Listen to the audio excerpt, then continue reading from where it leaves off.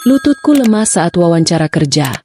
Ketika mataku terpaku pada bingkai foto di meja bosku, pria yang tersenyum mesra di foto itu adalah almarhum suamiku. Sebelum kita mulai lebih lanjut, yuk, tekan tombol suka, serta tombol subscribe agar tidak ketinggalan kisah menarik lainnya. Dan jangan lupa absen asal kota Bapak Ibu di kolom komentar. Semoga rezeki kita semua dilancarkan, kesehatan kita diberkahi, dan keluarga kita selalu harmonis dalam lindungannya. Amin.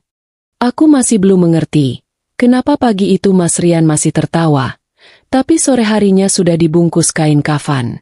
Semuanya terjadi begitu cepat. Dokter bilang, serangan jantung. Jantungnya berhenti begitu saja, tanpa pamit, tanpa peringatan. Padahal, pagi itu dia masih menggodaku soal uban yang mulai tumbuh di pelipisku.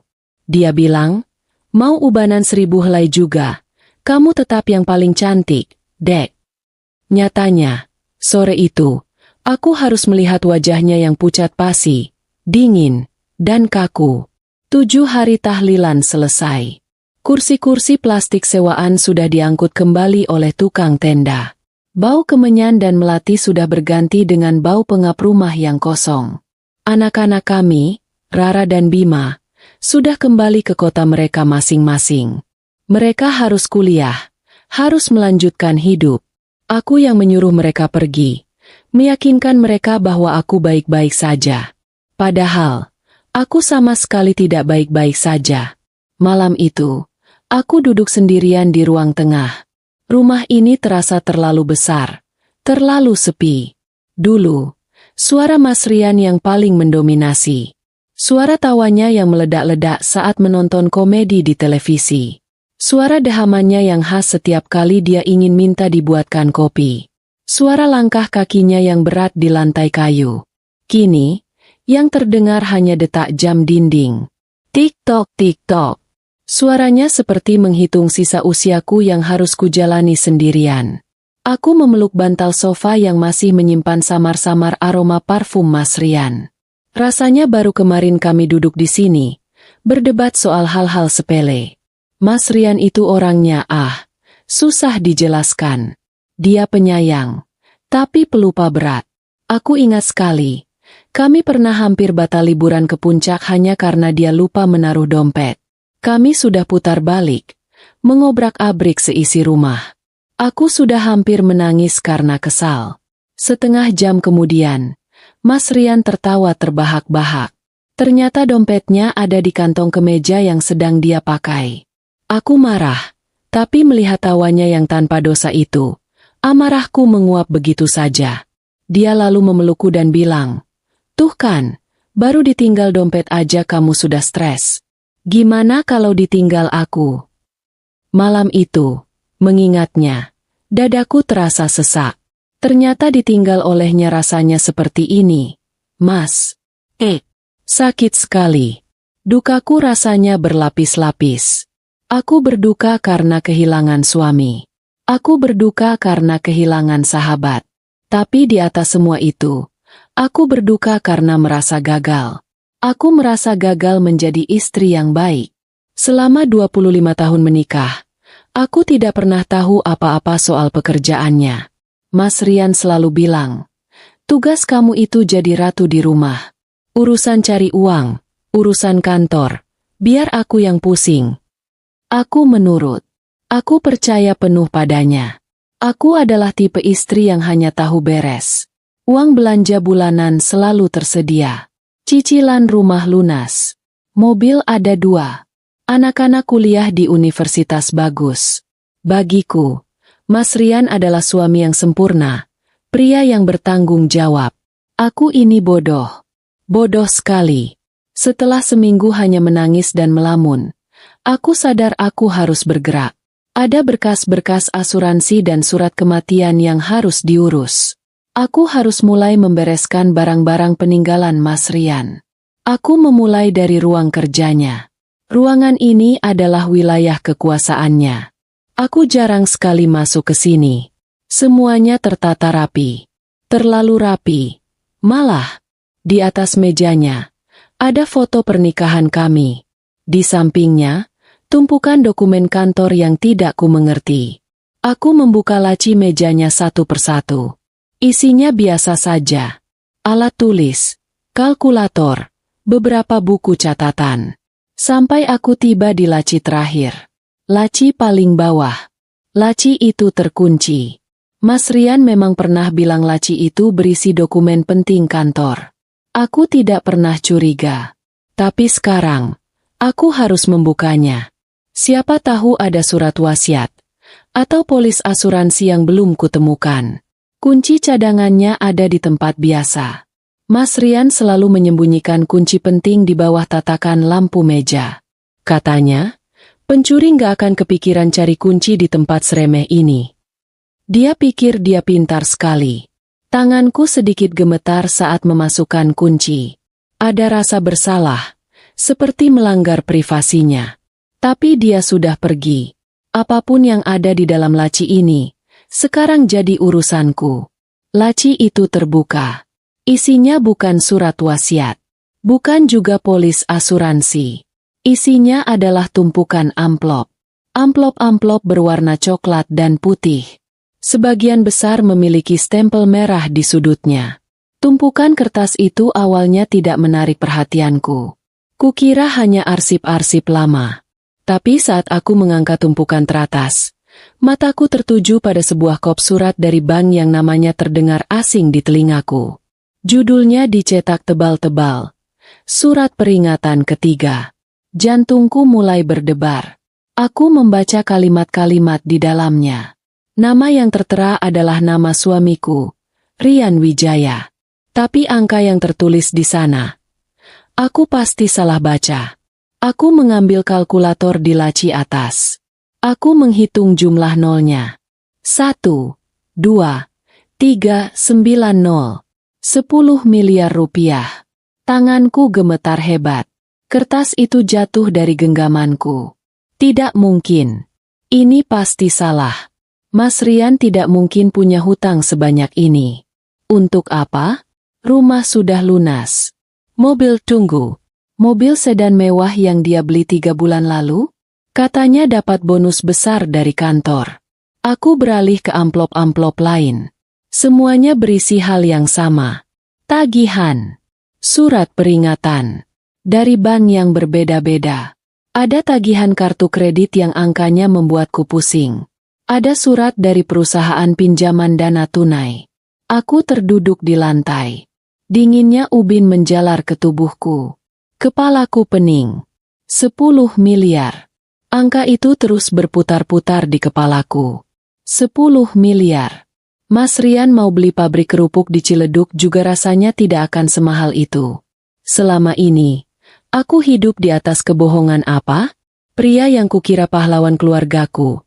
Pria yang selalu melarangku ikut pusing soal uang. Ternyata menyimpan rahasia sebesar ini? Aku mulai menghubungkan titik-titik yang selama ini kuabaikan.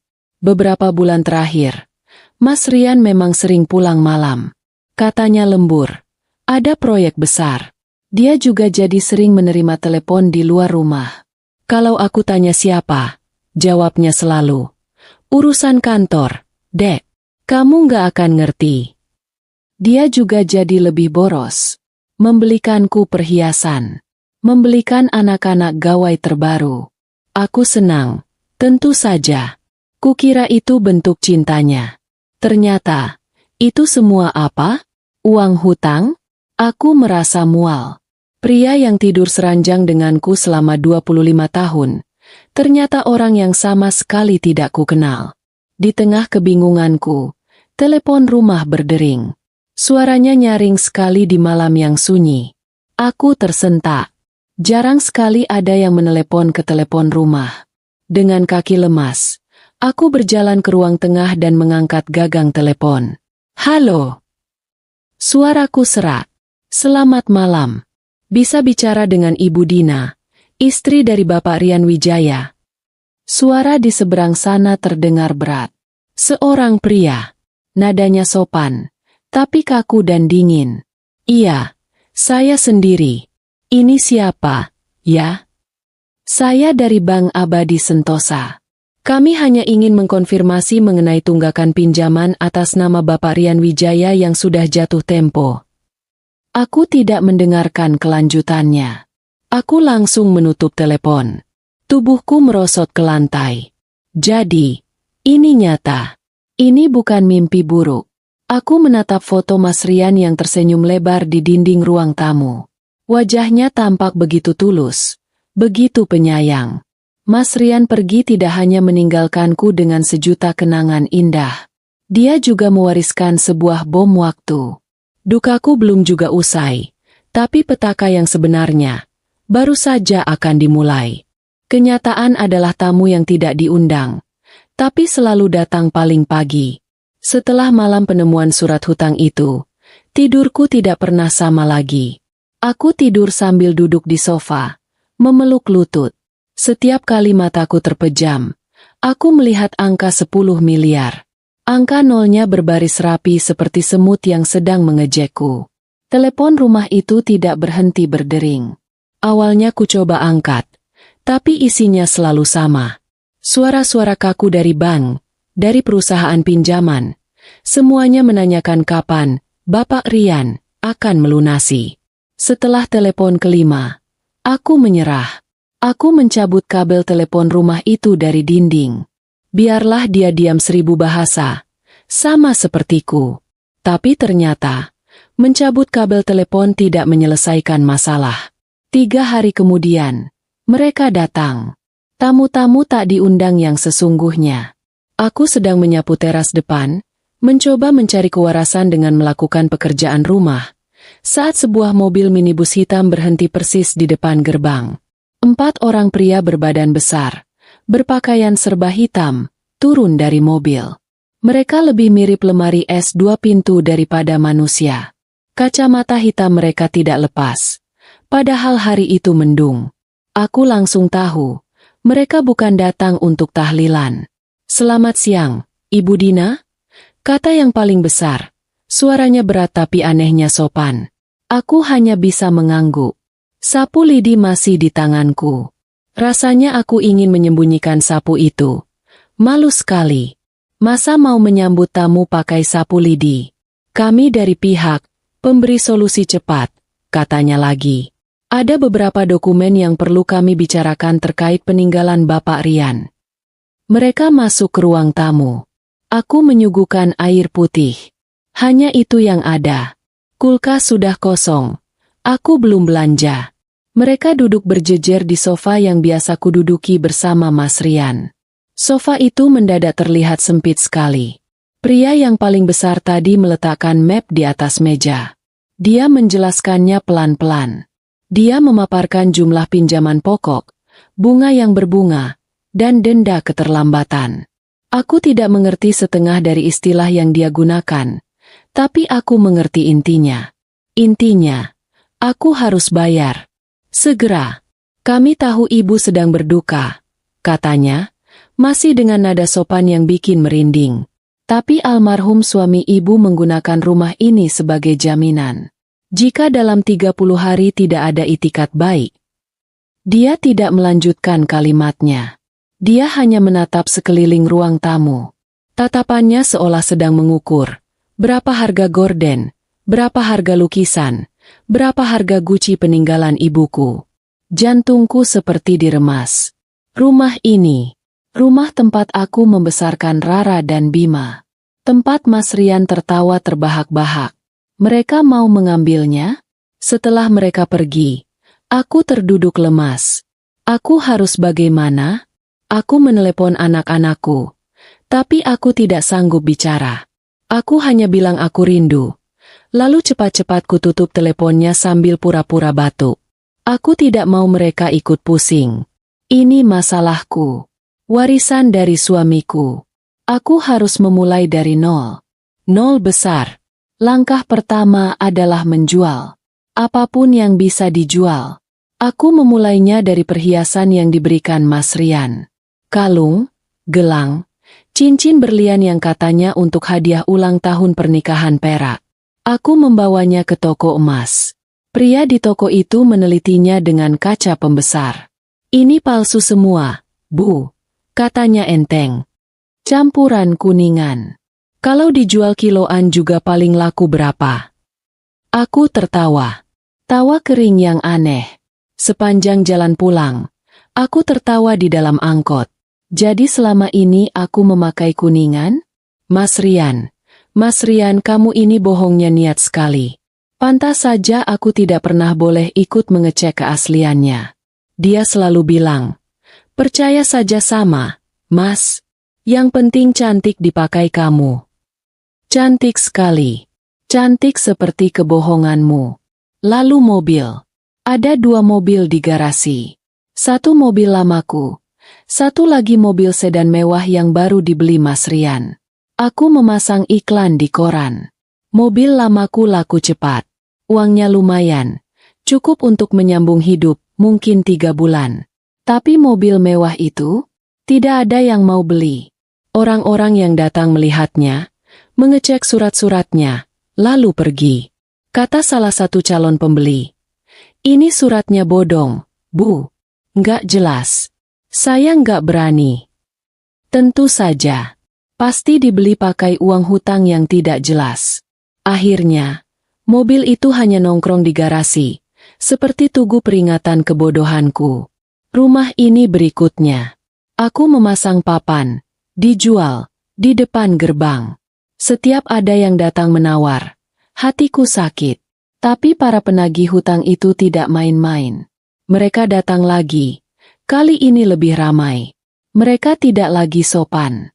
Mereka menggedor-gedor gerbang. Rumah akhirnya laku. Jauh di bawah harga pasar. Aku tidak punya pilihan. Aku harus menjualnya cepat sebelum bank menyitanya. Setelah membayar sebagian hutang, ya, hanya sebagian kecil, tidak sampai seperempatnya. Aku keluar dari rumah itu hanya membawa 2 koper. 1 berisi pakaianku. 1 lagi berisi foto-foto kenangan. Sisa uang penjualan rumahku sembunyikan rapat-rapat. Aku pindah ke kontrakan petak di gang sempit. Jauh sekali dari komplek elit tempat tinggalku dulu. Bau comberan di pagi hari jadi teman sarapanku. Dindingnya tipis. Aku bisa mendengar tetangga sebelah sedang menggoreng ikan asin atau bertengkar soal uang rokok. Aku, Dina Wijaya, yang dulu dikenal sebagai Nyonya Ratu, sekarang tinggal di kontrakan 3 kali 4 meter. Ironis, selama sebulan aku hanya melamun. Uang hasil penjualan rumah semakin menipis. Aku harus cari kerja. Tapi kerja apa? Aku menatap ijazah sarjana sastraku yang sudah menguning, terselip di antara album foto. Ijazah itu sudah tidur nyenyak selama 25 tahun. Aku tidak punya pengalaman kerja apa-apa. Keahlianku? Menata bunga, memilih gorden yang serasi dengan sofa, dan memasak rendang yang bumbunya pas. Aku ragu ada perusahaan yang butuh karyawan dengan keahlian seperti itu. Aku membuka koran bekas yang kupakai membungkus piring. Aku melihat kolom lowongan pekerjaan. Dibutuhkan tenaga administrasi, bisa komputer.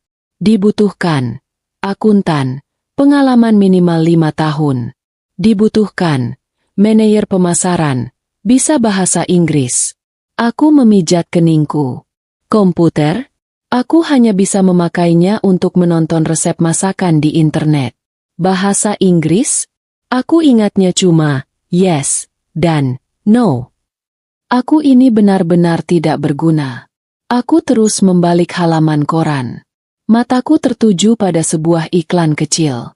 Sangat kecil, di pojok bawah. Dibutuhkan asisten pribadi. Rapi, jujur, teliti. Usia tidak diutamakan. Hanya itu. Tidak ada syarat harus bisa komputer. Tidak ada syarat pengalaman. Hanya rapi, jujur, teliti. Aku bisa rapi. Aku bisa teliti.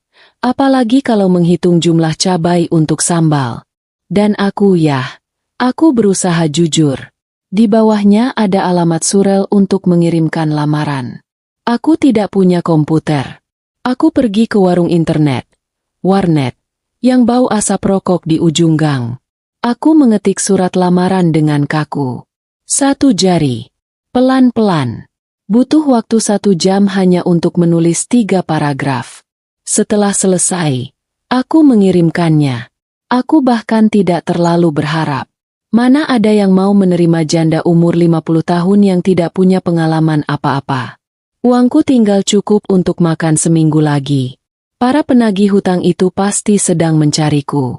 Aku harus dapat pekerjaan ini. Apapun itu. Aku menatap layar komputer di warnet itu sampai mataku perih. Tulisannya, surel terkirim. Cuma itu. Setelahnya, tidak ada apa-apa. Aku pulang ke kontrakan petaku dengan perasaan hampa, melewati gang sempit yang baunya menusuk hidung. Hari-hari berikutnya adalah siksaan terburuk. Aku tidak lagi takut pada dering telepon, karena telepon rumah di kehidupanku yang lama sudah tidak ada. Aku takut pada keheningan. Keheningan berarti tidak ada panggilan, tidak ada harapan. Uangku tinggal cukup untuk membeli mie instan dan telur untuk 5 hari ke depan. Aku mulai serius berpikir, jangan-jangan keahlian memasak rendangku benar-benar bisa dipakai. Mungkin aku harus nekat buka warung tenda di depan gang? Tapi modalnya dari mana? Nanti yang datang malah rombongan pria berbadan lemari es 2 pintu itu. Lalu mereka menagih hutang sambil makan pakai piring warungku. Ide yang sangat buruk. Aku harus fokus menunggu panggilan ini. Setiap pagi, aku memaksakan diri berjalan ke warnet di ujung gang. Aku membayar Rp3.000 untuk 1 jam sewa komputer. Hanya untuk membuka kotak masuk surelku. Kosong. Hari pertama kosong. Hari kedua kosong. Aku mulai putus asa. Mungkin iklan itu palsu. Mungkin mereka sudah menemukan asisten pribadi yang lebih muda, yang lebih wangi, yang jarinya lincah mengetik di komputer. Tidak sepertiku yang mengetik pakai 1 jari telunjuk. Tepat di hari ke-6, saat aku sudah hampir menyerah dan pasrah, sebuah surel balasan masuk. Jantungku rasanya berhenti berdetak sesaat. Pengirimnya, Divisi Sumber Daya Manusia, Mutiara Group. Aku membukanya dengan tangan gemetar. Keringat dingin mulai keluar di pelipisku. Isinya singkat. Selamat pagi, Ibu Dina Wijaya. Lamaran Anda telah kami terima. Berdasarkan kualifikasi Anda, kami mengundang Anda untuk sesi wawancara. Aku tidak membaca sisanya. Aku hanya fokus pada tanggal dan alamat. Besok, jam 10 pagi, di Mutiara Tower, Jalan Sudirman. Aku pulang ke kontrakan dengan langkah yang rasanya ringan sekali, hampir melayang. Tapi begitu aku membuka pintu kamar petaku, langkahku terhenti. Aku dihadapkan pada masalah besar berikutnya. Aku mau pakai baju apa? Aku membuka 2 koper pakaianku. Isinya hanya daster, kaos rumahan, dan beberapa baju gamis yang kupakai untuk tahlilan Mas Rian. Dulu, di rumahku yang lama, aku punya lemari pakaian sebesar kamar tidur. Isinya baju-baju mahal, tas-tas bermerek yang warnanya kusesuaikan dengan sepatu. Semuanya sudah ludes. Semuanya ikut terjual bersama rumah. Aku mengaduk-aduk tumpukan pakaian itu dengan panik. Pasti ada setidaknya satu baju yang pantas. Akhirnya kutemukan. Di tumpukan paling bawah, terlipat rapi. 1 setel baju batik sutra yang kubeli bertahun-tahun lalu. Dulu sering kupakai untuk acara kondangan pejabat. Warnanya biru dongker. Motifnya klasik. Sedikit pudar. Tapi ini yang paling kantoran yang aku punya. Masalahnya, sepatunya. Aku tidak punya sepatu kerja. Yang ada hanya sandal jepit butut dan sepatu kets lama yang solnya sudah hampir lepas. Malam itu, aku terpaksa pergi ke pasar malam dekat kontrakan. Aku membeli sepatu pantofel wanita berwarna hitam. Harganya Rp50.000. Kerasnya minta ampun. Aku coba pakai di tempat. Rasanya seperti menginjak batu bata. Tapi setidaknya, dari jauh, terlihat sopan. Yang penting tertutup. Batinku mencoba menghibur diri. Pagi itu, aku berangkat 2 jam lebih awal. Aku naik angkot, lalu menyambung bus kota. berdesak-desakan dengan penumpang lain yang bau keringat dan bau asap rokok. Dulu, aku pergi ke pusat kota naik sedan mewah Mas Rian, dengan pendingin udara yang sejuk dan wangi parfum mobil. Sekarang, aku mengipas-ngipas wajahku dengan map lamaran, berusaha agar riasan tipisku tidak luntur. Aku memakai bedak bayi, satu-satunya bedak yang kumiliki. Kupinjam sedikit dari anak kos sebelah. Gedung itu menjulang tinggi di depanku. Mutiara Tower. Kaca-kacanya berkilau seperti cermin raksasa yang menantang langit. Aku merasa seperti semut yang mencoba masuk ke dalam istana. Pintu lobi berputar secara otomatis. Ada satpam berseragam rapi sekali yang membukakan pintu. Aku masuk dengan ragu-ragu. Lantainya terbuat dari marmer mengkilap. Saking mengkilapnya, aku bisa melihat pantulan wajahku yang tegang dan sedikit pucat. "Permisi, Pak. Ruang cendana, Mutiara Group, di mana ya?" Tanyaku pada resepsionis yang cantik. Dia tersenyum ramah, tapi matanya seolah memindai penampilanku dari atas ke bawah. Dari batiku yang sedikit kusam, sampai sepatu 50 ribuanku. Lantai 25, Bu. "Nanti di sana lapor lagi," katanya.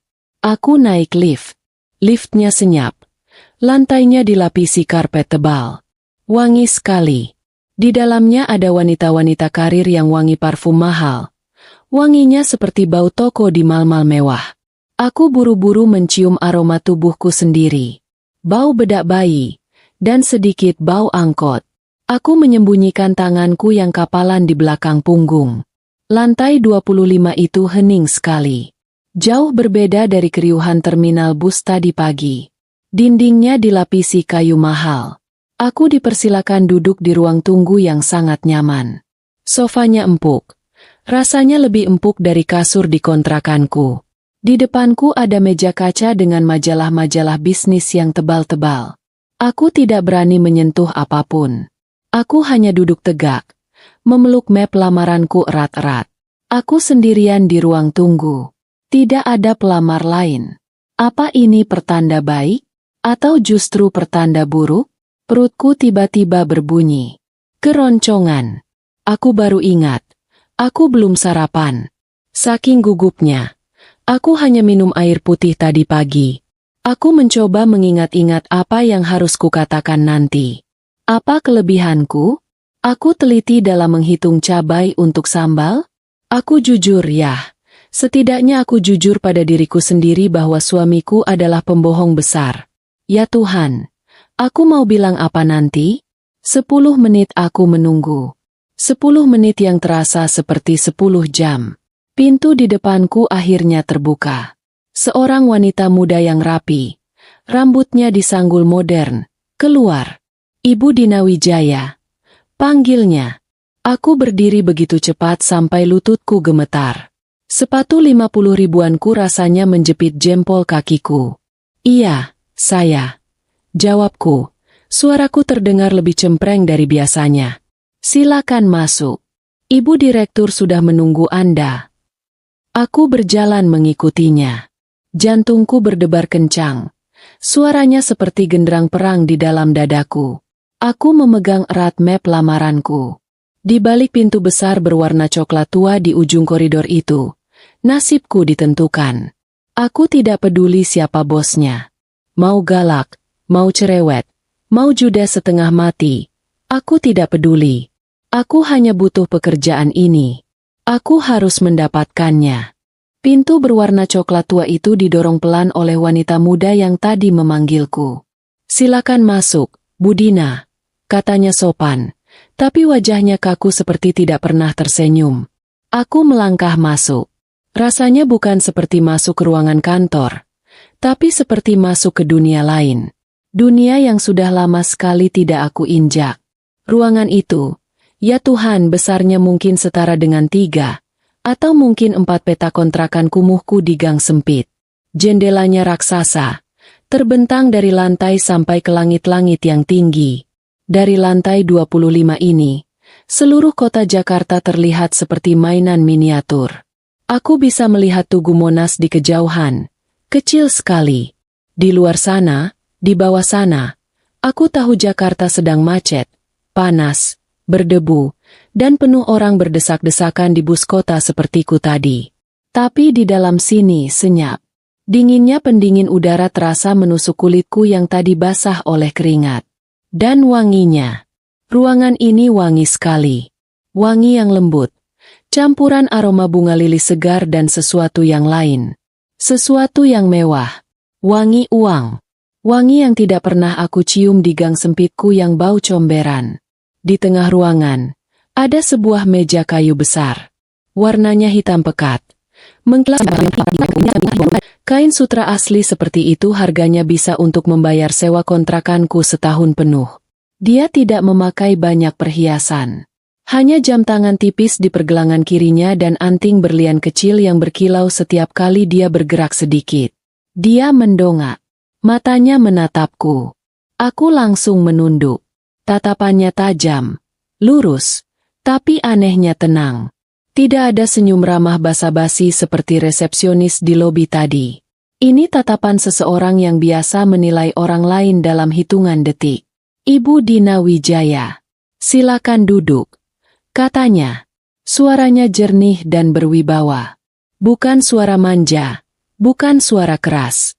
Suara seseorang yang tidak perlu berteriak untuk didengarkan. Aku maju beberapa langkah. Rasanya seperti berjalan di atas awan. Lantainya dilapisi karpet tebal yang meredam suara langkahku. Aku duduk di kursi yang ada di depannya. Kursinya empuk sekali. Dilapisi kulit asli. Tubuhku rasanya seperti tenggelam. Kontras sekali dengan kursi kayu reot di kontrakan. Aku meletakkan tas tanganku yang kusam di lantai, di sebelah kakiku. Sepatu pantofel 50 ribuanku terasa sangat panas dan menjepit jempolku. Aku berusaha sekuat tenaga menyembunyikannya di bawah kursi. Malu sekali rasanya. Saya Arini, katanya singkat. Saya pimpinan di sini. Dan saya yang mewawancarai Anda. Aku hanya bisa mengangguk. Lidahku keluh. Aku sudah menyiapkan jawaban-jawaban cerdas di kepalaku semalam suntuk. Tapi melihat wanita ini dan ruangan ini, semua hafalan itu hilang. Menguap begitu saja. Dia menatapku lama. Hening. Mungkin 10 detik. Tapi rasanya seperti 10 menit. Tatapannya menilaiku. Aku merasa seperti ikan di pasar yang sedang diperiksa insangnya. Segar atau tidak. Aku tahu dia melihat batiku yang warnanya sedikit pudar. Dia melihat tanganku yang mulai keriput dan sedikit kapalan karena mencuci baju pakai tangan. Di lamaran Anda. Akhirnya dia bicara pelan. Dia mengetukkan jarinya yang lentik ke kertas lamaranku. Anda menulis pengalaman kerja. Ibu rumah tangga. Selama 25 tahun. Dia berhenti sejenak. Lalu menatapku lagi. Anda serius menulis ini? Jantungku mencelos. Aku tahu. Ini pasti masalahnya. Iya, Bu. Jawabku, berusaha sekuat tenaga agar suaraku tidak gemetar. Itu, pekerjaan saya selama ini. Pekerjaan? Tanyanya, sedikit mengangkat sebelah alisnya. Mengurus suami dan anak. Anda sebut itu pekerjaan? Pertanyaannya menusuk, tapi nadanya datar saja. Seolah dia benar-benar bertanya karena penasaran. Itu pekerjaan penuh waktu, Bu. Kataku, tiba-tiba sedikit keberanian muncul. Entah dari mana. Saya mendedikasikan hidup saya untuk mereka. Saya mengelola keuangan rumah tangga, mendidik anak-anak saya sampai mereka kuliah, memastikan semuanya berjalan lancar di rumah. Tia. Dia mengangkat tangannya sedikit, menyuruhku berhenti. Saya mengerti, potongnya, tapi tidak kasar. Tapi di sini, Anda tidak akan mengelola anak-anak. Anda akan mengelola saya. Dia menyandarkan punggungnya ke kursi mewahnya. Pekerjaan ini, lanjutnya, bukan mengurus rumah tangga, Bu Dina. Pekerjaan ini mengurus jadwal saya yang sangat padat. Rapat saya. Perjalanan saya. Dan yang paling penting, dia menatapku tajam. Mengurus hal-hal yang tidak boleh diketahui orang lain. Aku menelan ludah. Ruangan ini dingin sekali, tapi pelipisku mulai berkeringat. Saya bisa menyimpan rahasia, Bu. Saya jamin. Tiba-tiba, dia tersenyum. Senyum tipis, nyaris tak terlihat. Tentu saja. Semua orang bilang begitu saat wawancara. Dia lalu bertanya hal-hal yang aneh. Bukan soal aku bisa komputer atau tidak. Padahal aku sudah takut setengah mati kalau ditanya itu. Apa pendapat Anda tentang kesetiaan, Bu Dina? Aku bingung. Ini pertanyaan wawancara kerja? Kesetiaan itu penting, Bu. Jawabku ragu. Mungkin segalanya bagi saya. Bagus. Katanya. Lalu, Anda menulis di sini, suami Anda baru saja meninggal. Dadaku langsung sesak. Seperti ada yang meremasnya. Iya, Bu. Belum lama. Turut berduka, katanya datar, tanpa emosi sama sekali. Seperti mengucapkan, selamat pagi. Itu alasan Anda melamar kerja? Karena butuh uang. Pertanyaannya menusuk sekali. Tepat sasaran. Tapi dia benar. Aku butuh uang. Aku butuh pekerjaan ini untuk hidup. Saya harus memulai hidup baru, Bu. Jawabku, mencoba sekuat tenaga untuk tidak terdengar menyedihkan. Saya harus mandiri. Mandiri itu bagus, katanya. Sepertinya dia setuju. Saya suka wanita mandiri. Asisten saya sebelumnya terlalu banyak drama. Terlalu sibuk dengan gawai. Terlalu sibuk dengan kehidupan pribadinya. Saya tidak suka drama. Saya tidak punya drama, Bu. Kataku cepat. Di dalam hati aku tertawa getir. Tidak punya drama? Hidupku ini isinya drama semua. Bu, suamiku mati meninggalkan hutang 10 miliar. Aku baru saja terusir dari rumah. Aku sedang dikejar-kejar pria berbadan lemari es 2 pintu. Saya tidak suka wanita yang cengeng. Lanjutnya, seolah tidak mendengar kata-kataku. Yang sedikit-sedikit menangis. Yang membawa masalah pribadi ke kantor. Anda bisa. Saya bisa, Bu. Saya jamin. Urusan pribadi saya akan tetap jadi urusan pribadi saya. Bagus. Katanya lagi. Saya perlu asisten yang matang. Yang tidak sibuk pacaran. Yang tidak sibuk memikirkan hal-hal tidak penting. Dari sisi itu, profil Anda menarik. Hatiku sedikit menghangat. Ada harapan. Ternyata status janda umur 50 tahunku ini ada untungnya juga. Wawancara itu berjalan aneh. Dia lebih banyak diam dan menatapku, seolah sedang membaca isi kepalaku. Aku menjawab sejujur-jujurnya. Aku bilang aku tidak punya pengalaman kantoran, tapi aku mau belajar apa saja. Aku mau disuruh apa saja. Aku bisa membuat kopi. Aku bisa membereskan berkas. Aku hanya tidak mau mengemis. 10 menit kemudian, dia mengangguk pelan. Baiklah, saya rasa cukup. Aku bingung. Cukup? Cukup diterima? Atau cukup ditolak? Saat dia sedang membereskan kertas-kertas di mejanya, saat itulah mataku berkeliling. Aku memberanikan diri melihat-lihat isi ruangannya. Sangat rapi. Sangat minimalis. Hanya ada komputer layar lebar, tempat pulpen dari marmer yang sangat mewah, dan sebuah buku agenda tebal bersampul kulit hitam. Lalu, mataku berhenti di sudut meja. Di sebelah kanan, dekat tempat pulpen marmer itu. Di sana, ada sebuah bingkai foto perak. Kecil, tapi elegan. Awalnya aku tidak begitu jelas melihatnya. Foto itu agak jauh. Dan mataku yang sudah tua ini mulai rabun dekat. Aku menyipitkan mata sedikit. Foto seorang pria dan seorang wanita. Mereka tersenyum bahagia. Sang wanita merangkul lengan pria itu dengan sangat mesra. Kepalanya bersandar manja di bahunya. Mereka terlihat seperti pasangan yang sangat dimabuk cinta. Waktu seakan berhenti. Suara pendingin udara di ruangan itu mendadak hilang. Aku tidak bisa mendengar apa-apa lagi selain detak jantungku sendiri, yang tiba-tiba berbunyi keras sekali di telingaku. Aku kenal pria itu. Aku kenal sekali senyumnya. Aku kenal sekali kemeja batik sogan berwarna coklat yang dipakainya. Aku yang membelikannya. Aku membelinya di sebuah toko kecil di Pekalongan, saat kami berlibur merayakan ulang tahun pernikahan kami yang ke-20. Aku ingat sekali Mas Rian bilang dia suka sekali motifnya. Itu Mas Rian, suamiku. Dan wanita yang bersandar manja di bahunya, yang tersenyum penuh kemenangan ke arah kamera, adalah wanita yang sama dengan yang duduk di hadapanku. Arini. Darahku rasanya surut dari wajah, mengalir deras ke kaki. Kepalaku pening seketika. Rasanya seperti ada yang baru saja menghantam dadaku dengan palu godam.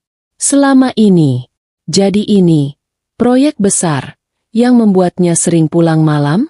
Ini, urusan kantor penting, yang tidak boleh kucampuri? Bukan sekadar selingkuhan. Bukan sekadar wanita iseng di luar sana. Ini terlihat serius. Foto ini ada di meja kerjanya. Di kantornya yang megah. Mereka terlihat seperti pasangan resmi. Istri siri, duniaku runtuh lagi. Untuk kedua kalinya, di tempat yang sama sekali tidak kuduga. Ternyata, suamiku tidak hanya mewariskan hutang 10 miliar. Dia mewariskan rahasia yang jauh lebih menyakitkan, jauh lebih memalukan. Dia punya kehidupan lain, kehidupan yang jauh lebih mewah. Dan wanita ini adalah pusat dari kehidupan itu. Wanita ini yang menikmati semua uang hasil hutang Mas Rian. Dan yang paling gila, dia tidak tahu. Dia memajang foto ini dengan bangga di mejanya. Dia tidak tahu pria di foto itu sudah meninggal? Ibu Dina. Suara Arini membuyarkan lamunanku. Aku tersentak.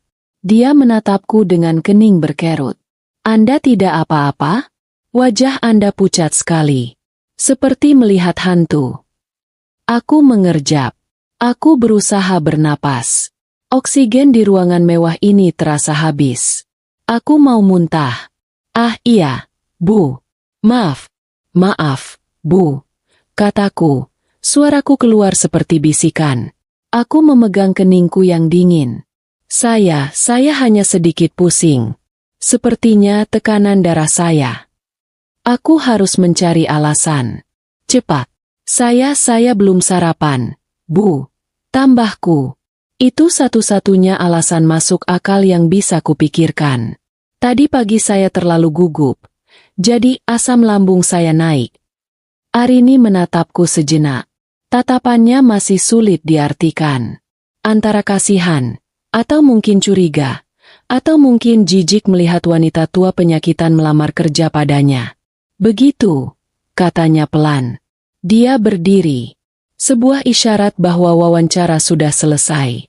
Kalau begitu, wawancara kita sudahi. Anda boleh pulang. Istirahatlah. Kami akan hubungi Anda nanti. Aku ikut berdiri.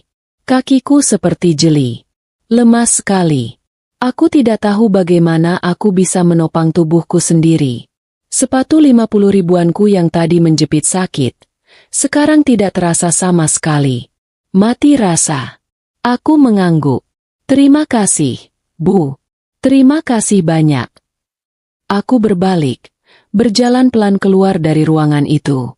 Aku tidak berani menoleh lagi ke meja itu. Aku tidak sanggup melihat foto itu lagi. Saat aku menutup pintu coklat tua itu di belakangku, aku bersandar sejenak di dinding koridor yang dingin. Kakiku gemetar hebat. Aku baru saja bertatap muka dengan istri siri suamiku. Aku baru saja memohon pekerjaan padanya. Dan yang paling ironis dari semua ini, dia tidak tahu suaminya sudah meninggal. Dan aku, sepertinya aku akan diterima. Aku tidak tahu berapa lama aku duduk di dalam angkot dalam perjalanan pulang.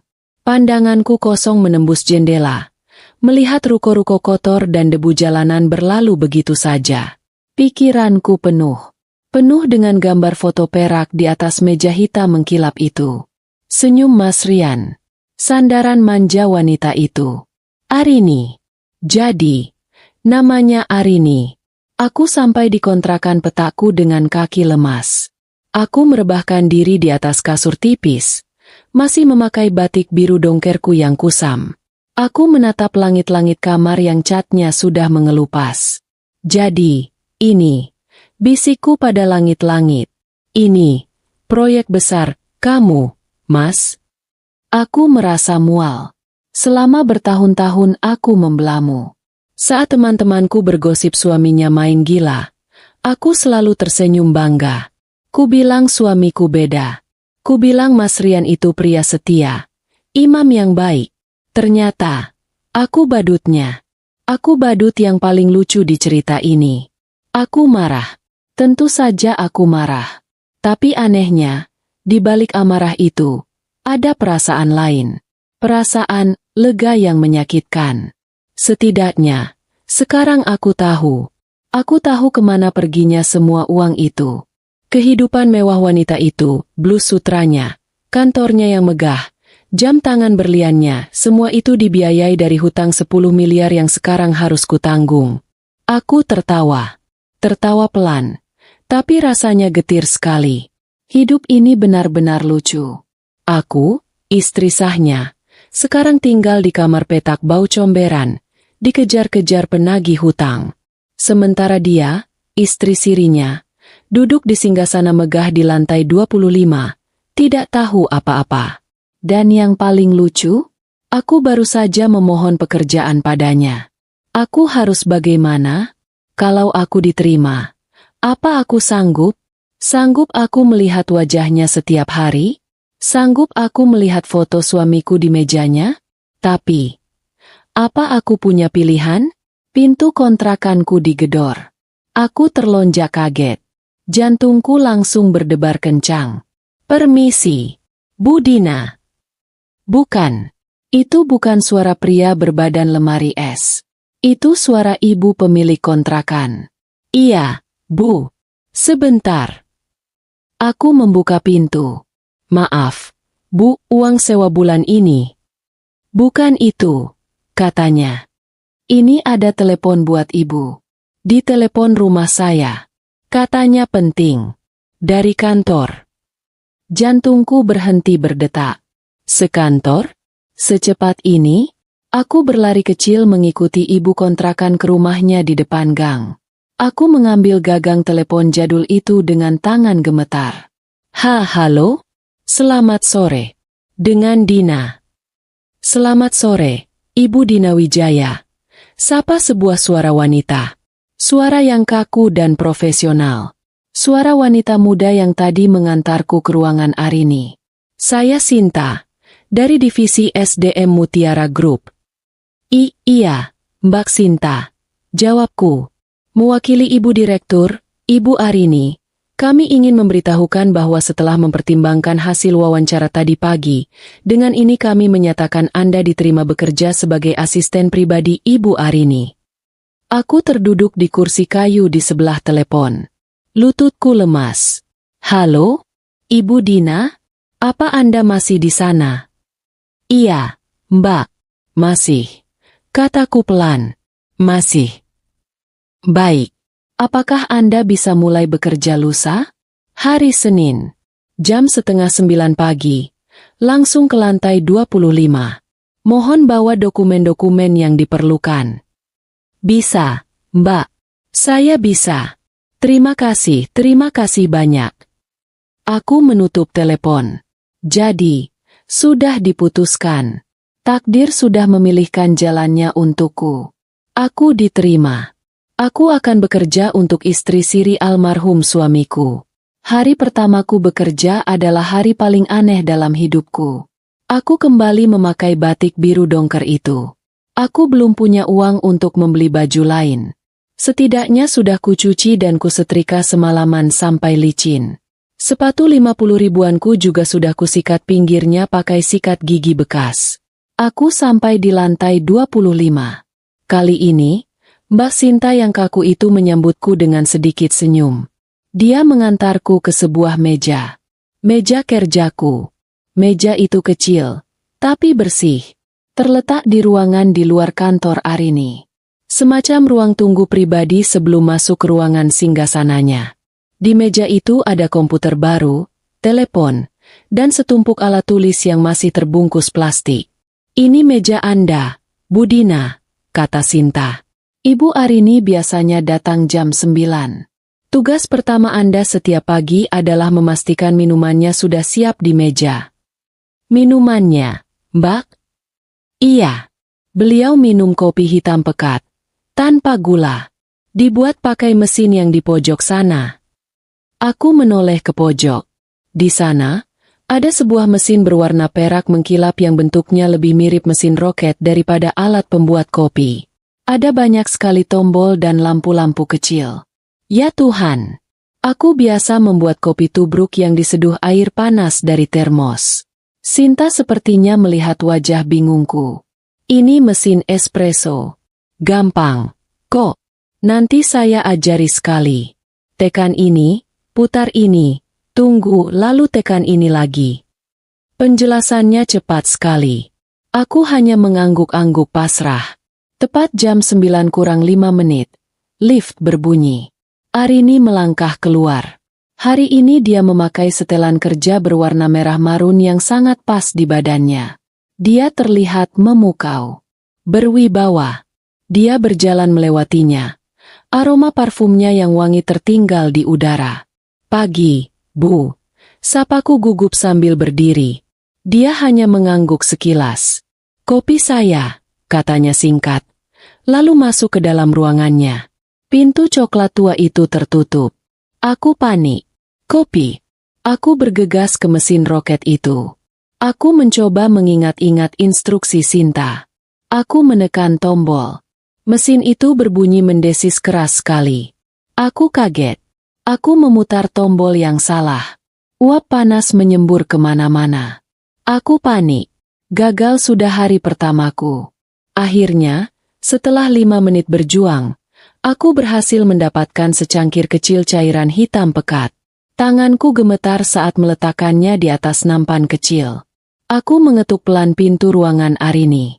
"Masuk." Aku masuk. Dia sedang duduk membaca tumpukan dokumen. Dia tidak mendongak. Ruangan itu masih sedingin kemarin. Dan di sana, di sudut mejanya foto itu. Foto Mas Rian. Rasanya seperti ada yang menonjok perutku. "Kopi Anda, Bu," kataku pelan, meletakkannya di atas meja. "Ya," katanya singkat. Aku buru-buru berbalik badan.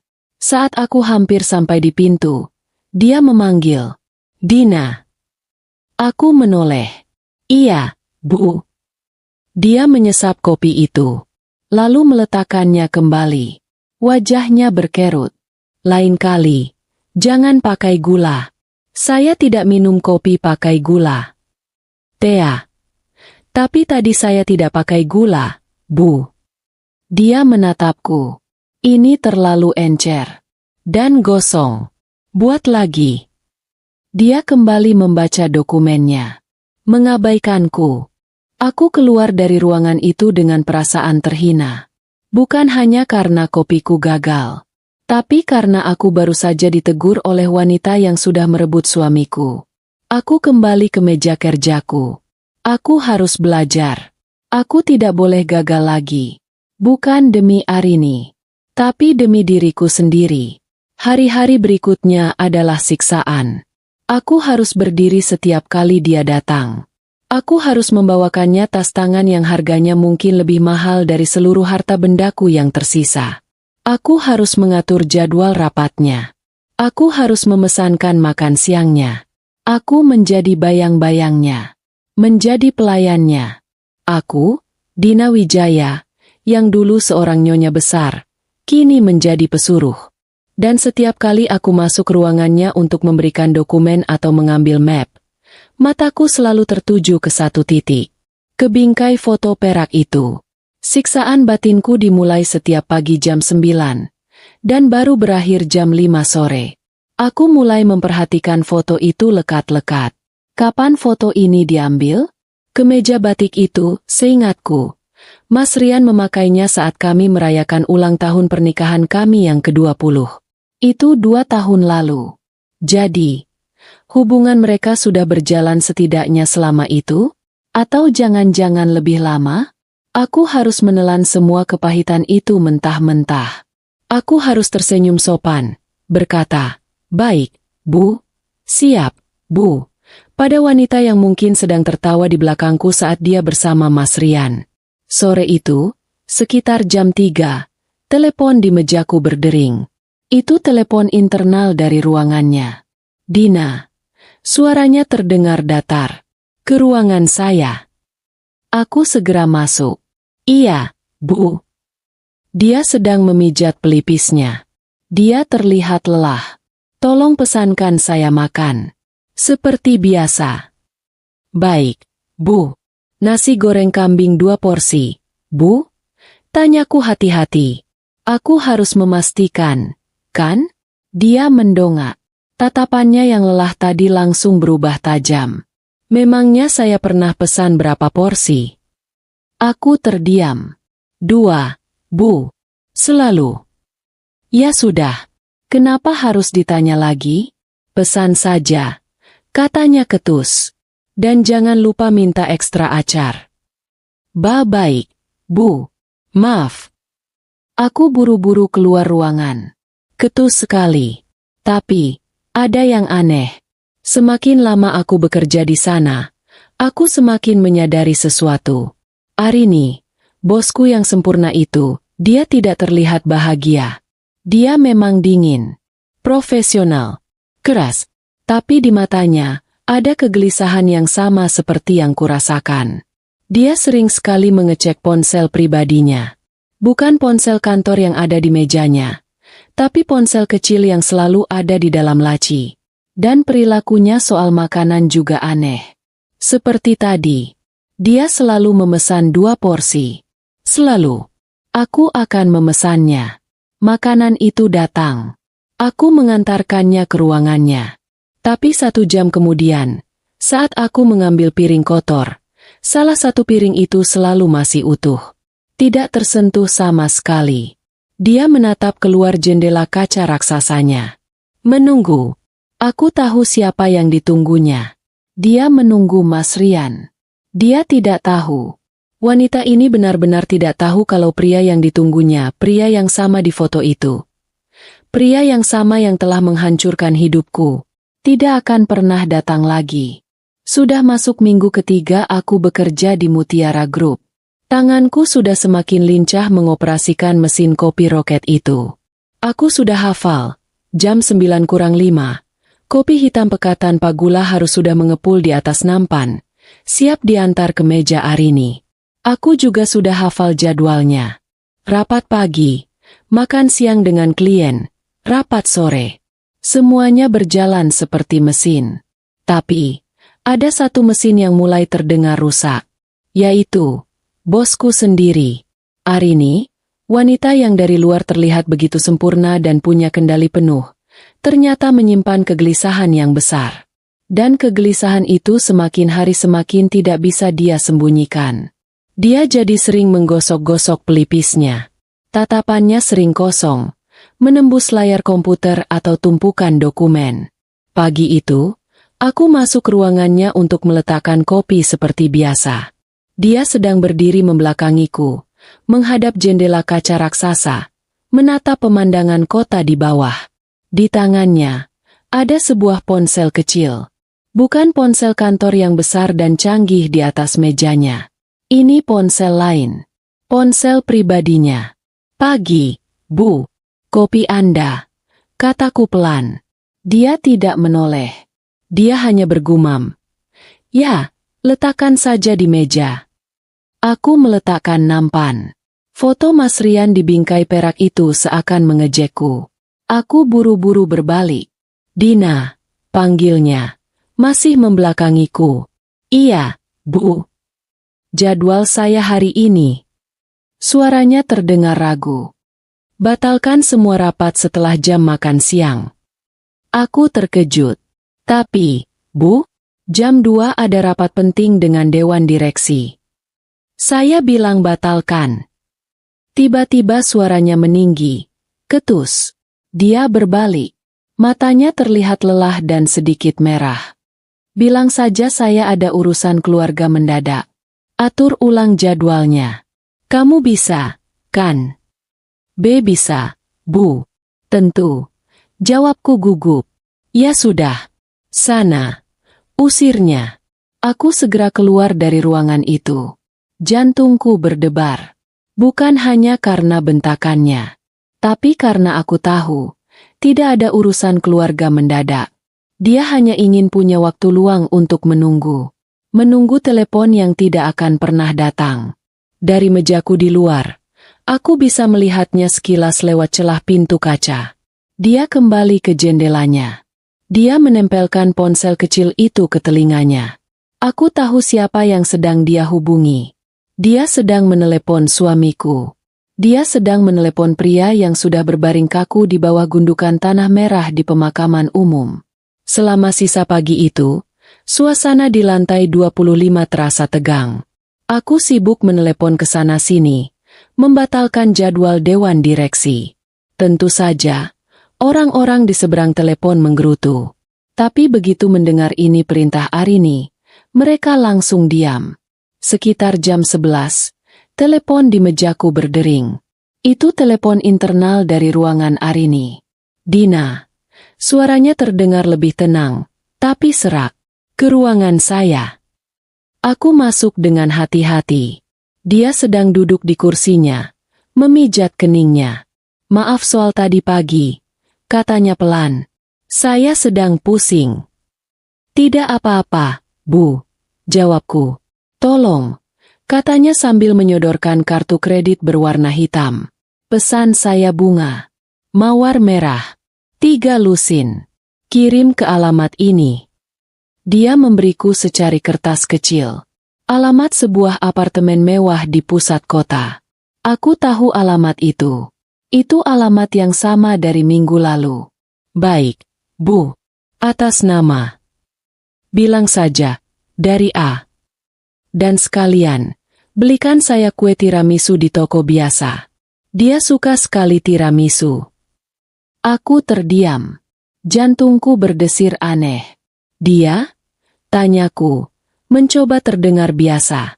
Rekan saya. Jawabnya cepat. Terlalu cepat. Sudah, kerjakan saja. Aku mengangguk dan keluar ruangan. Aku berdiri di depan mejaku. Tanganku yang memegang kartu kredit itu gemetar. Tiramisu. Mas Rian benci kopi. Selama 25 tahun hidup bersamaku, dia tidak pernah mau menyentuh apapun yang berbau kopi, termasuk kue. Dia selalu bilang, kopi itu pahit, Dek, kayak hidup. Jadi, tiramisu ini untuk siapa? Atau, jangan-jangan pria yang kukenal selama puluhan tahun itu hanyalah sebuah topeng? Selama ini, Mas Rian juga membohongiku soal kopi? Mana lagi kebohonganmu? Mas, mana lagi? Rasa benci dan kasihan dalam diriku berperang. Aku kasihan pada Arini, yang duduk di dalam sana, gelisah menunggu pria yang tidak akan pernah datang. Tapi aku juga benci padanya. Aku benci pada wanita yang mengenal suamiku dengan cara yang tidak kukenal. Wanita yang tahu bahwa suamiku, ternyata, suka tiramisu. Sore itu, saat aku sedang bersiap-siap untuk pulang, aku melihatnya lagi. Pintu ruangannya sedikit terbuka. Dia sedang berbicara di telepon pribadinya. Kali ini, aku bisa mendengar suaranya lebih jelas. Dia tidak sedang menelepon. Dia sedang meninggalkan pesan suara. Mas, kamu di mana sih? Kok susah banget dihubungin? Suaranya terdengar rapuh. Tidak ada lagi suara bos wanita yang tegas. Aku tahu kamu sibuk. Aku tahu, proyek, kamu itu lagi ribet. Tapi setidaknya kasih kabar. Dong, ini udah berapa lama? Ada jeda. Aku menahan napas. Aku kangen. Kamu nggak kangen sama aku? Aku menelan ludah. Rasanya pahit. Telepon aku balik ya. Mas, begitu kamu dengar ini, telepon aku. Penting. Ada yang mau aku omongin. Suaranya menghilang. Lalu sunyi. Aku buru-buru membereskan tasku. Aku tidak tahan lagi mendengarnya. Kami berdua ternyata sama-sama bodoh. Sama-sama dibohongi oleh pria yang sama. Bedanya, aku tahu dia pembohong. Sementara Arini, dia masih percaya pahlawannya akan datang. Dan dia punya sesuatu yang penting untuk dibicarakan. Memasuki bulan kedua aku bekerja. Aku mulai berpikir jangan-jangan aku ini semacam mata-mata yang menyamar jadi asisten. Tugasku bukan cuma mengatur jadwal, tapi mengamati. Mengamati setiap helaan napas, setiap kerutan di dahi, dan setiap panggilan telepon yang gagal dari bosku. Setiap pagi, aku masih menyeduh kopi hitam pekat itu. Setiap pagi, aku mengantarnya ke meja Arini. Dan setiap pagi, aku harus melihat foto suamiku tersenyum di meja wanita itu. Sudah jadi rutinitas yang menyakitkan. Tapi di minggu kelima, ada sesuatu yang berubah. Pagi itu, aku meletakkan nampan kopi seperti biasa. Arini sedang membaca laporan. Tapi wajahnya terlihat pucat. Bukan pucat karena gelisah, tapi pucat seperti orang sakit. "Kopi Anda, Bu," kataku. Dia mengangkat wajahnya. Matanya yang tajam menatap cangkir kopi itu. Tiba-tiba, dia menutup mulutnya dengan tangan. "Bawa pergi," desisnya. Aku tertegun. "Maaf, Bu." "Bawa pergi kopi itu." Suaranya sedikit meninggi. Baunya bikin saya mual. "Cepat bawa keluar." Aku, yang sudah terlatih untuk tidak bertanya, segera menyambar nampan itu dan bergegas keluar. Aku berdiri di depan mejaku. Bingung. Wanita ini hidup dari kopi. Dia bisa minum 4-5 cangkir sehari. Dan sekarang dia mual hanya karena mencium baunya? Sejak hari itu, semuanya berubah. Aku tidak lagi membuatkan kopi di pagi hari. Sebagai gantinya, aku harus menyiapkan teh jahe hangat dan biskuit tawar di mejanya sebelum dia datang. Arini jadi lebih sering membatalkan rapat. Tapi kali ini bukan untuk menelepon Mas Rian. "Dina, rapat jam 11. Tolong kamu gantikan saya," katanya suatu hari. "Saya, Bu? Tapi itu rapat keuangan." "Catat saja notulennya. Bilang saya tidak enak badan." Dan itu sering terjadi. Dia akan lari ke kamar mandi di dalam ruangannya, dan aku bisa mendengar suara air keran yang mengalir deras, mencoba menutupi suara dia muntah. Dia jadi lebih sensitif. Suara lift yang berdentang saja bisa membuatnya terlonjak kaget dan membentakku tanpa alasan. Aku ini wanita tua. Aku sudah pernah hamil dan membesarkan anak. Aku tahu persis gejala apa itu. Pikiranku mulai liar. Gejala-gejala ini, mual di pagi hari, sensitif terhadap bau, badan lemas. Ya ampun. Jang bilang. Aku mencoba mengusir pikiran itu. Tidak mungkin. Ini pasti hanya kebetulan. Dia mungkin hanya sakit mak kronis karena stres. Stres menunggu pria yang tidak pernah pulang. Tapi semakin aku menyangkal, semakin jelas tanda-tandanya. Dia mulai sering mengelus perutnya tanpa sadar. Dia tidak lagi memakai rok span ketat atau setelan yang membentuk tubuh. Dia mulai memakai blus-blus longgar yang terbuat dari sutra mahal. Aku seperti menonton bom waktu. Puncaknya terjadi di hari Jumat siang. Aku harus mengantarkan dokumen penting yang harus segera dia tanda tangani sebelum makan siang. Aku mengetuk pintu ruangannya. Tidak ada jawaban. Aku mengetuk lagi. "Permisi, Bu Arini." Hening. Aku memutar kenop pintu pelan-pelan. Pintu itu tidak terkunci. "Bu, saya masuk." "Ya." Aku membuka pintu. Arini tidak ada di kursinya. Tapi aku mendengar suaranya dari arah kamar mandi pribadinya. Dia sedang berbicara di telepon. Bukan, dia tidak sedang menelepon Mas Rian. Nada suaranya berbeda. Kali ini, dia terdengar bahagia. "Iya, Dok, terima kasih banyak." "Ya." Saya lega sekali mendengarnya. Jantungku berhenti berdetak. "Sehat, kan, Dok?" Tidak apa-apa, kan? Kalau saya masih sering mual. Ada jeda. Aku berdiri mematung di dekat pintu. Oh, begitu, iya. Saya pasti kurangi kerjanya. Vitaminnya juga masih saya minum. Kok? Aku merasa lututku lemas. Perkiraan 8 minggu. Ya? Baik. Dok, bulan depan saya periksa lagi. Terima kasih. Telepon ditutup. 8 minggu. 2 bulan. 2 bulan yang lalu. 3 minggu sebelum Mas Rian meninggal. Pintu kamar mandi terbuka. Arini keluar sambil mengeringkan wajahnya dengan handuk kecil. Dia terlihat kaget melihatku berdiri di sana. Wajahnya yang pucat langsung berubah tegang. Dina, sedang apa kamu di sini? Tanyanya ketus. Maaf, Bu. Saya sudah ketuk pintu. Ini. Ada dokumen yang harus ditandatangani segera. Aku menyodorkan map itu dengan tangan gemetar. Dia menatapku dengan curiga. Dia pasti bertanya-tanya. Apa yang sudah aku dengar? Letakkan di meja. Katanya dingin. Aku meletakkan map itu di meja. Foto Mas Rian yang tersenyum di sana seakan menertawaiku. 8 minggu. Aku teringat pesan suara yang kudengar minggu lalu.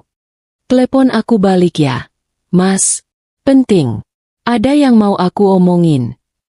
Ternyata, ini dia, sesuatu yang penting, itu. Dia ingin memberitahu Mas Rian bahwa dia akan jadi ayah. Sementara Mas Rian, pada saat yang hampir bersamaan, sedang sibuk, meninggal. Aku buru-buru keluar dari ruangan itu. Aku duduk di kursiku. Tanganku dingin sekali. Pria itu. Suamiku, pria yang hidup bersamaku selama 25 tahun. Dia tidak hanya meninggalkanku tumpukan hutang 10 miliar. Dia meninggalkan wanita ini, seorang ahli waris. Sejak hari aku mendengar Arini berbicara dengan dokter, suasana di kantor jadi seperti kuburan. Aku bekerja, dia bekerja, tapi ada ganjalan besar di antara kami. Dia tahu aku mendengar sesuatu. Aku tahu dia sedang hamil. Kami berdua sama-sama tahu. Dan kami berdua sama-sama pura-pura tidak tahu. Dia jadi semakin sering diam di ruangannya. Pintu ruangannya yang biasa sedikit terbuka, kini lebih sering tertutup rapat. Kegelisahannya tidak lagi meledak-ledak. Kegelisahannya berubah jadi murung. Dia masih menelepon Mas Rian. Masih meninggalkan pesan suara. Tapi nadanya bukan lagi kesal, melainkan memohon. Hari itu, hujan turun deras sekali di luar, membuat kaca-kaca raksasa di lantai 25 itu basah kuyup. Suasana sore itu jadi temaram dan dingin. Sudah jam 5 lewat. Sebagian besar karyawan sudah bergegas pulang. Aku sedang membereskan tas, bersiap-siap menembus hujan, saat aku sadar dompetku tertinggal di dapur kering. Aku berjalan pelan melewati ruangan Arini. Pintunya sedikit terbuka. Lampu utamanya sudah mati. Hanya lampu meja di sudut yang menyala, memberikan cahaya kuning yang lembut. Aku pikir dia sudah pulang. Tapi saat aku berjalan kembali dari dapur kering, dompet sudah di tangan. Aku mendengarnya. Suara isakan. Pelan sekali, tapi menyayat. Jantungku berdebar. Aku berhenti di depan pintu ruangannya. Aku mengintip dari celah sempit itu. Arini tidak ada di meja kerjanya. Dia sedang duduk di sofa kecil di sudut ruangan. Dia memeluk lututnya. Di depannya, di atas meja kopi, ada bingkai foto Mas Rian yang diambilnya dari meja kerja. Tangannya yang satu memegang bingkai itu. Tangannya yang satu lagi mengelus perutnya yang mulai sedikit terlihat di balik blus longgarnya. Dia sedang menangis. Dia sedang berbicara pada foto itu. Mas, kamu di mana? Bisiknya di tengah isakan. Kamu keterlaluan, Mas. Aku berdiri mematung. Separuh diriku ingin lari, pura-pura tidak melihat. Tapi kakiku seperti dipaku ke lantai. Aku nggak kuat sendirian terus kayak gini. Lanjutnya. Aku butuh kamu. Dia butuh kamu. Tangan Arini mengelus perutnya lagi, Lebih erat. Dia udah 8 minggu. Mas. Anak kita. Dia butuh kamu. Hatiku hancur. Hancur berkeping-keping. Melihat wanita ini. Wanita sukses. Wanita kaya. Wanita yang merebut suamiku. Kini duduk sendirian dalam gelap. Memohon pada foto orang mati. Sambil mengelus perutnya. Aku teringat diriku sendiri. Teringat bagaimana aku menangis sendirian di rumah kosongku. Memeluk baju Mas Rian yang tertinggal. Teringat bagaimana aku harus menjual semua perabotan untuk menutupi hutang. Kami berdua sama-sama hancur karena pria yang sama. Arini menunduk. Air matanya menetes ke kaca bingkai foto itu. Pulang, Mas, pulang. Pintanya lirih. Aku janji aku nggak akan marah lagi. Pulang, ya. Saat itulah aku tidak tahan lagi. Semua kepura-puraan selama 2 bulan ini. Semua sandiwara ini. Semua kopi pahit dan teh jahe. Semua kebohongan yang kutelan bulat-bulat. Semuanya sudah sampai di batasnya. Aku tidak peduli lagi soal pekerjaan. Aku tidak peduli lagi soal sopan santun. Air mataku tiba-tiba mengalir deras. Aku bahkan tidak sadar kapan aku mulai menangis. Aku mendorong pintu itu. Arini terlonjak kaget. Dia buru-buru menyeka air matanya. Berusaha memasang wajah bosnya yang galak. Dina, kamu lancang sekali masuk.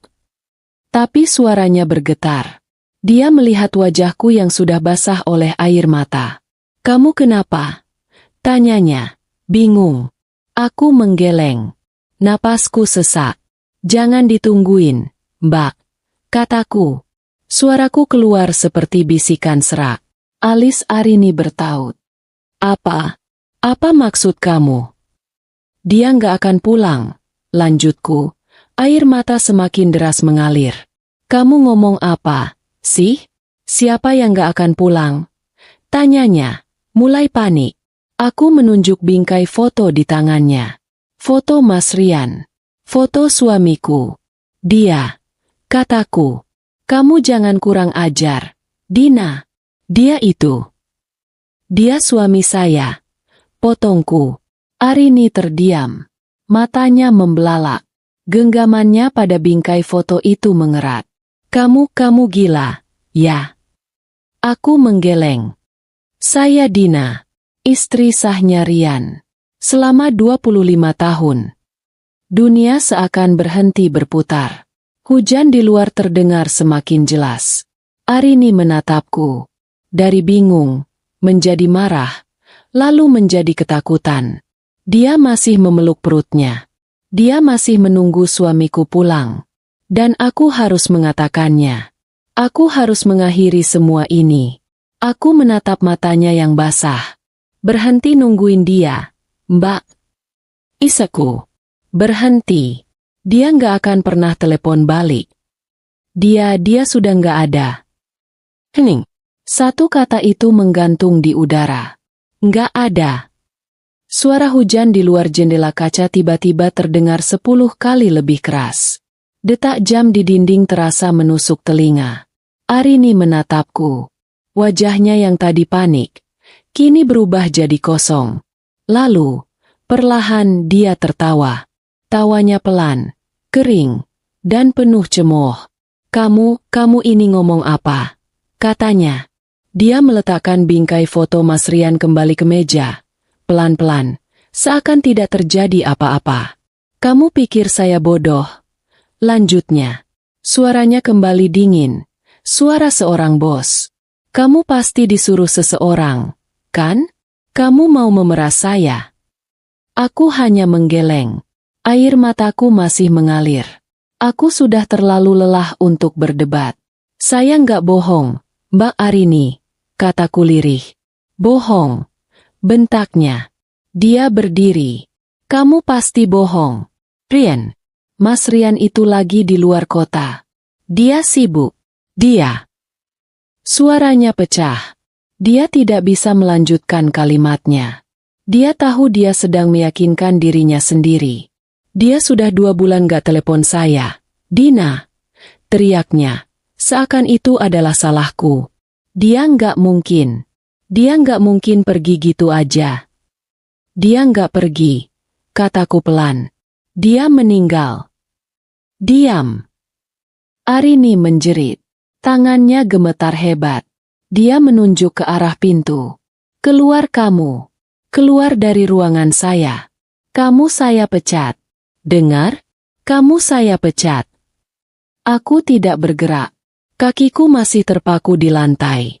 Mbak, percuma Mbak pecat saya. Itu nggak akan mengubah apa-apa. Isaku. Kamu.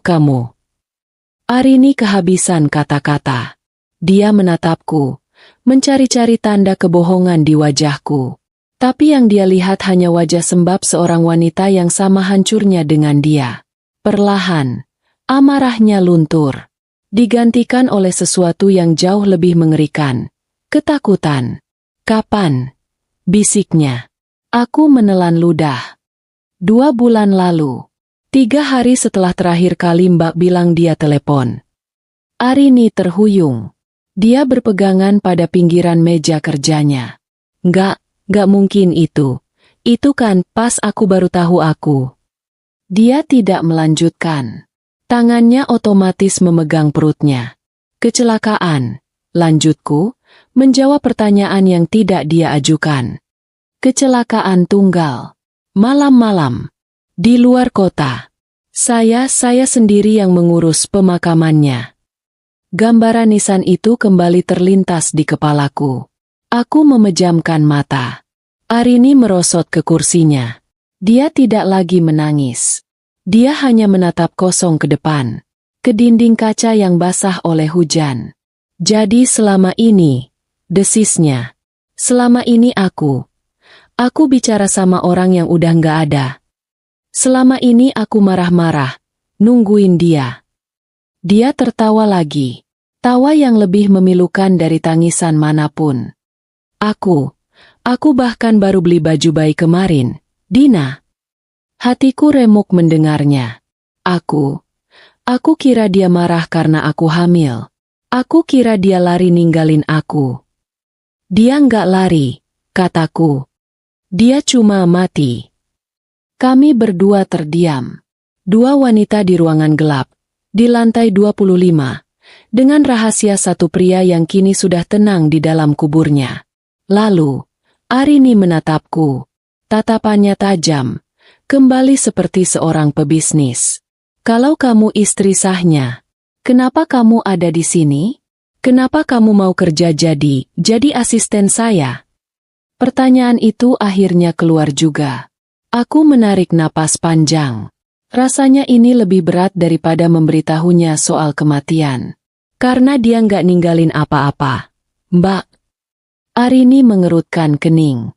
Apa maksud kamu? Perusahaannya. Perusahaannya bangkrut. Sudah disita bank. Jelasku. Rumah kami. Mobil. Semuanya. Habis. Dia nggak ninggalin warisan apa-apa buat saya. Aku menatapnya lurus-lurus. Atau buat Mbak. Atau buat anak itu. Nggak mungkin, sanggah Arini. Rian. Mas Rian itu. Dia bohong. Potongku. Dia bohong sama saya selama 25 tahun. Dan dia bohong sama Mbak selama entah berapa lama. Dia cuma ninggalin satu hal. Apa? Tanya Arini. Aku menatap lurus ke matanya. Hutang. 10 miliar. Dan semuanya atas nama saya. Mata Arini membelalak sempurna. Di sanalah kami. Di titik itu. Dia, istri Siri yang sedang hamil, yang baru saja tahu pria yang dicintainya sudah meninggal. Aku, istri sah yang menanggung malu dan hutang, yang baru saja menghancurkan dunia wanita lain. Kami berdua adalah korban.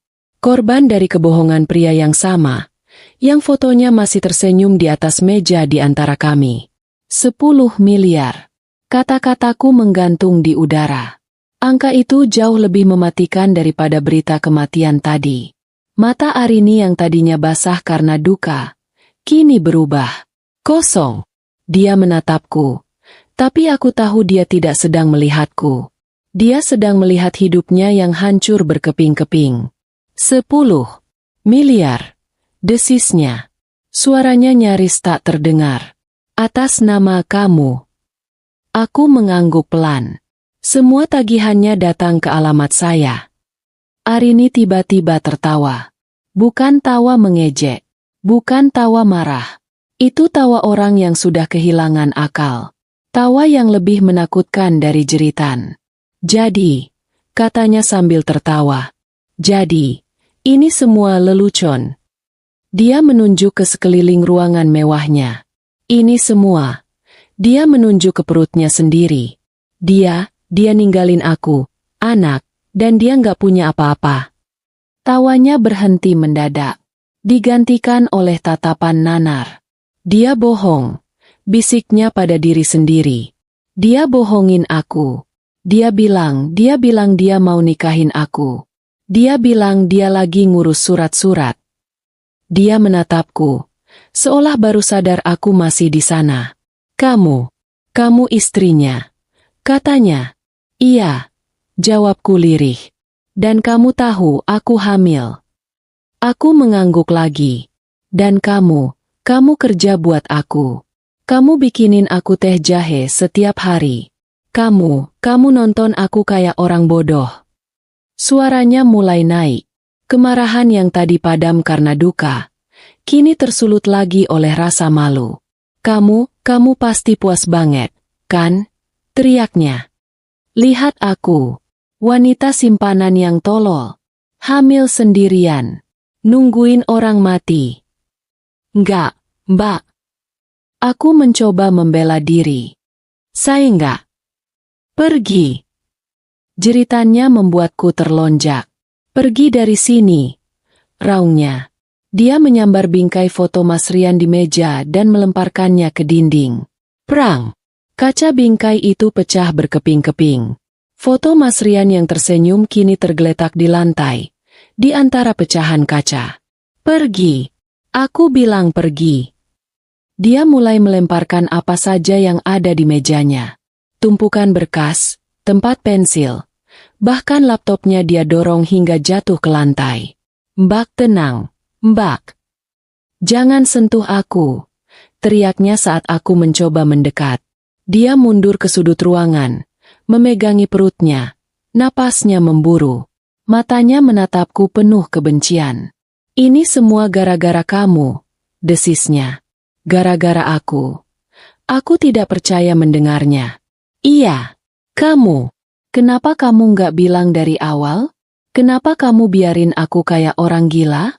Kamu menikmati ini, kan? Kamu menikmati penderitaan aku. Saya butuh pekerjaan. Balasku, suaraku ikut meninggi. Saya dikejar hutang. Hutang suami Mbak juga. Itu urusan kamu. Bentaknya. Itu hutang atas nama kamu. Bukan nama saya. Jantungku seperti ditusuk. Jadi, begini akhirnya. Pergi, katanya lagi. Kali ini lebih pelan, tapi penuh racun. Ambil tas kamu. Dan jangan pernah balik lagi ke sini. Saya nggak peduli kamu istri sahnya. Saya nggak peduli soal hutang kamu. Lanjutnya, saya nggak mau lihat muka kamu lagi. Dia memunggungiku, menghadap ke jendela kaca yang basah oleh hujan. Bahunya bergetar hebat. Aku berdiri di sana, di tengah ruangan yang porak-poranda. Aku baru saja menghancurkan dunianya. Dan sebagai gantinya, dia menghancurkan satu-satunya harapanku. Tidak ada persekutuan. Tidak ada pengacara. Hanya ada dua wanita yang sama